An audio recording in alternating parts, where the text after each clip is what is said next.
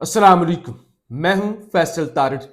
आज 22 फरवरी बरोज एतवार, छुट्टी के दिन बड़ी खबरें आ रही हैं। खास तौर पर रात गए जिस तरह से अफगानिस्तान के अंदर पाक फजाइया की जानब से मुबैना तौर पर कार्रवाई की गई और जिस तरह से अफगानिस्तान के सूबे खोस्त, नंगरहार और पकतिया के अंदर हमले किए गए। पकतिया में एक मदरसे को उड़ा दिया गया और उसके बाद तालिबान का गुस्सा और मुख्तलिफ जंगी सूरत हाल, फिर जिला खैबर के अंदर ड्रोन हमले का हो जाना, 5 अफराद का शहीद होना।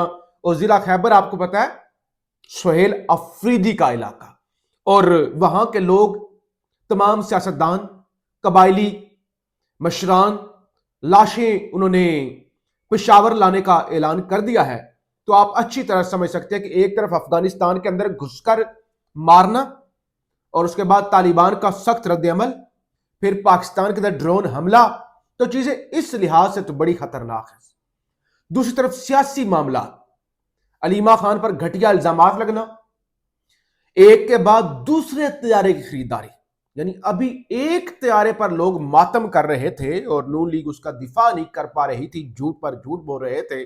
अब दूसरे तैयारे का दावा हो रहा है और साथ साथ हजारों के हिसाब से बसेस के अंदर जो बसेस खरीदी गई हैं उनके अंदर घपलों के हवाले से भी रिपोर्ट्स आ रही हैं। इस हवाले से बहरहाल बड़ी खबरें हैं, वो इस वीडियो के अंदर आपके सामने रखनी है। आपसे गुजारिश है इस यूट्यूब चैनल को जरूर सब्सक्राइब करें, वीडियो को लाइक करें, शेयर करें और फीडबैक जरूर दिया करें। तालिबान का जी सबसे पहले जिक्र कर लेते हैं। बड़ा सख्त उनका रद्द अमल आया है और उन्होंने कहा पाकिस्तानी फौजी रजीम ने अपनी गुज़श्ता जारहियतों के तसलसल में एक बार फिर अफगानिस्तान के सूबे नंगरहार और पकतिया के मुतअद्दिद शहरी इलाकों में एक दीनी मदरसे और कई रिहायशी मकानात पर फजाई हमले किए हैं, जिनके नतीजे में खवातीन और बच्चों समेत दर्जनों बेगुनाह शहरी शहीद और जख्मी हुए हैं। ये अफगानिस्तान के तालिबान का रद्द अमल आपके सामने रखा। वजारत कौमी दफा पाकिस्तानी फौजी रजीम की जानब से अफगानिस्तान की कौमी फजाई हदूद की इस खुली खिलाफ वर्जी और इस मुजरमाना इकदाम के शदीद अल्फाज में मजम्मत करती है और वो कहते हैं मुनासिब वक्त पर मौजू और तयशुदा जवाब देने का इंतबा जारी की जाती है। इंशाअल्लाह ताला हम पाकिस्तान को जवाब देंगे। चीजें बड़ी खतरनाक है भाई, क्योंकि अफगानिस्तान भी बाज नहीं आ रहा। सच्ची बात है, ये यानी तालिबान, हमारे तालिबान जिनको कल तक हम सपोर्ट कर रहे थे, आज यानी तालिबान की हुकूमत और अफगानिस्तान से सबसे ज्यादा कार्रवाइयां पाकिस्तान के खिलाफ होती हैं। वो जो पहले शरीयत, वो दीन उधर नाफिज करने के चक्रों में थे, वो कहते हैं कि भाई आप वो तो हमने फतह कर लिया ना अफगानिस्तान, अब आओ ना जरा पाकिस्तान के खैबर पख्तूनख्वा के अंदर भी वही शरीयत और वही सारे कवानीन और वही औरतों को गुलाम बनाना, वो सब कुछ तालीम बंद, सब कुछ, जरा आओ इधर भी वो जाली अपनी मनपसंद चीजें नाफिज करें। तो अब चीजें खराब है। हर ऐरा गहरा नत्थू खैरा वहां पर छुपा हुआ है, पाकिस्तान पर हमले करता है, फिर इंडिया से लेकर इसराइल तक वहां पे फंडिंग होती है और वो सारा तमाशा जो है वो एक लगा हुआ है। मजबूर होके, जाहिर है कोई भी मुल्क किसी दूसरे मुल्क में ऐसे ही कार्रवाई नहीं करता। किसी दूसरे मुल्क की जो खुद मुख्तारी है उसको हमेशा से जो उसकी उसकी रिस्पेक्ट करनी चाहिए। अब अमेरिका अगर आके ईरान पर हमला करता है तो उसकी खुद मुख्तारी पर हमला होगा ईरान की, अमेरिका को नहीं करना चाहिए। इसी तरह पाकिस्तान को भी अफगानिस्तान में नहीं करना चाहिए। फिर सवाल ये पैदा होता है कि अफगानिस्तान को भी तो नहीं ना करना चाहिए। पाकिस्तान के अंदर वो जो बंदे वहां से भेजते हैं रोके, मजबूत करें अपना निजाम। बाकी सब कुछ उन्होंने मजबूत किया हुआ है। म्यूजिक नहीं चल सकती, घरों के अंदर औरतें बाहर नहीं निकल सकती, औरतें स्कूल नहीं जा सकती, तो फिर वहां से लोग पाकिस्तान कैसे आ सकते हैं धमाके करने, लोगों को मारने। तो बहरहाल हर रियासत की एक रेड लाइन होती है जो कि पाकिस्तान ने हमला किया और जाहिर है इसके बाद चीजें खतरनाक होंगी, खतरनाक हद तक खतरनाक होंगी। और इससे पहले भी पाकिस्तान ने एक दफा स्ट्राइक की थी और यह सूरत हाल ऐसी है कि जब मैशत का कबाड़ा निकल चुका है पाकिस्तान के अंदर, आज सुहेल वड़ाइच जैसा सहाफी, उनको यह लिखना पड़ गया। उन्होंने आज एक और कॉलम लिख दिया। कल उन्होंने लिखा था ना कैदो और कैदी, कि और उसका लुबे लुबाब ये था कि दोनों थक चुके हैं। इमरान खान एस्टैब्लिशमेंट को हराना चाह रहे थे, एस्टैब्लिशमेंट नहीं हारी, एस्टैब्लिशमेंट इमरान खान को हराना चाह रही थी, इमरान खान नहीं हारा, लिहाजा दोनों दो दो कदम पीछे हटे और सुलह कर ले। दोनों एक दूसरे को नहीं हरा सके। आज उन्होंने एक और कॉलम लिख दिया और उसमें वो लिखते हैं चूल्हा, तनूर और रोटी तो मैशत की अलामतें हैं, साफ कहें तो तजादस्तानी मैशत बुरी तरह जोहड़ के ठहरे हुए पानी की तरह सकूत, ठहराव और आजमाइश का शिकार है। जोहड़ समझते हैं, गंदे पानी का तालाब। ये गांव देहातों वाले तो अच्छी तरह समझते होंगे ना। जोहड़, छप्पड़, गंदे पानी का तालाब। कहते पाकिस्तान की मैशत ठहरा हुआ पानी है जिसके अंदर से बदबू आ रही है, जिसके अंदर कोई बेहतरी की गुंजाइश नहीं है। ठहराव और आजमाइश का शिकार है। बड़े बड़े सुनहरी ख्वाब दिखाने के बावजूद अमली तौर पर अभी चूल्हे के लिए तेल जितनी इमदाद भी नहीं मिली। ख्वाब दिखाए गए SIFC, शहबाज सरकार, फलाना फलाना, उन्होंने कहा कोई इमदाद नहीं मिली, तेल जितनी इमदाद भी नहीं मिली। हम एक बहरान से निकलकर कई तूफानों की जद में हैं। ये सुहेल बड़ाई लिख रहे हैं, तो बेड़ा गर्क हो गया हमारा। वो कहते हैं हम जोहड़ का पानी बनते जा रहे हैं, हमारी मैशत बन चुकी है बल्कि। और खबर सुनिए, रियाजुल हक है, कहते हैं पहले पता चला एक जहाज है, अब मालूम हुआ है 2 जहाज लिए गए G सीरीज के। 2, एक नहीं 2 जहाज। और जो जहाज है, रात को इस जहाज के बारे में डिटेल में काफी तफसील से पढ़ रहा था और जो कि इसके अंदर है क्या क्या नहीं है।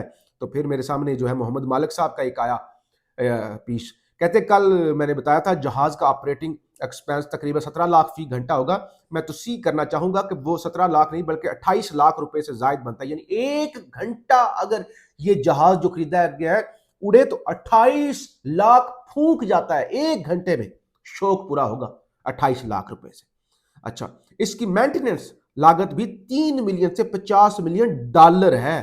इन लग्जरी जेट्स के पार्ट्स मुद्दत 3 माह है, यानी 3 माह तक जहाज चलाएं या ना चलाएं, इनके जो पुर्जे हैं वो आपने तब्दील करने हैं। कहते हैं चाहे इस मुद्दत में आप जहाज खड़ा भी रखें फिर भी पुर्जे आपने तब्दील करने हैं।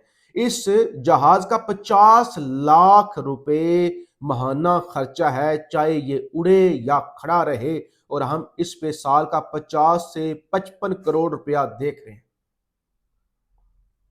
जो फ्लाइंग कॉस्ट है ना वो अलग से, लेकिन इसके पुर्जे और इसकी मेंटेनेंस और वो सारा जो मामला है करोड़ों रुपए। तो एक नहीं, अब बताया गया जी 2 खरीद लिए गए हैं। एक तो कम था ना, मैडम चीफ मिनिस्टर का एक से कैसे दिल जो है वो भरना था। और इधर राना सनाउल्लाह साहब और सारे वजातें कर रहे हैं, दिफा कर रहे हैं, कहते हैं जहाज सुबह पंजाब का सासा होगा, वो मरियम नवाज ने जात के लिए नहीं खरीदा है। और उनका ये कहना कि जहाज महंगा है, डॉलर की कीमत महंगी हो गई है, पंजाब का बजट 4 से 5 हज़ार के लगभग है, पंजाब ने 40 अरब रुपए की तो ईदी दे दी है। अगर एक अच्छी चीज खरीदी गई है तो वो पंजाब के काम आनी है। राना सनाउल्लाह कहते हैं कि वो मरियम नवाज ने कौन सा अपनी जात के लिए खरीदा है, वो तो पंजाब हुकूमत का है और पंजाब का बहुत बड़ा बजट है। किसी ने कहा पंजाब पर 1 रुपया भी कर्जा नहीं है, 40 अरब रुपए की ईदी दे दी है, खैरात दे दी है। ठीक है, मरियम नवाज ने अगर इतने शौक पूरा करना है तो वो अपने बाप की कमाई से कर सकती हैं। कैप्टन सफदर साहब की कमाई अगर है, अगर उनको इतनी पेंशन मिलती है फौज से रिटायरमेंट के बाद, तो उससे वो अपना शौक पूरा कर सकते हैं। लेकिन जाहिर है हर तरफ शोर मचा हुआ था। अब ये शोर जो है वो कम नहीं हुआ था, तो पता चला कि कोई बसों वाला मंसूबा भी है। शायद मैतला साहब ने कहा कि कुछ 1400 के करीब जो है वो मजीद बसें ऑर्डर जो है वो कर दी गई हैं। टोटल कोई 2500 बसेस खरीदी जा रही हैं और उसके अंदर जो कमीशन है और उसके अंदर जो किक बैक्स हैं, वो कहते हैं जब स्टोरी सामने आएगी ना, ये जो 2500 के साथ जायद इलेक्ट्रिक बसेस मरियम नवाज खरीद रही हैं, तो फिर होश उड़ेंगे।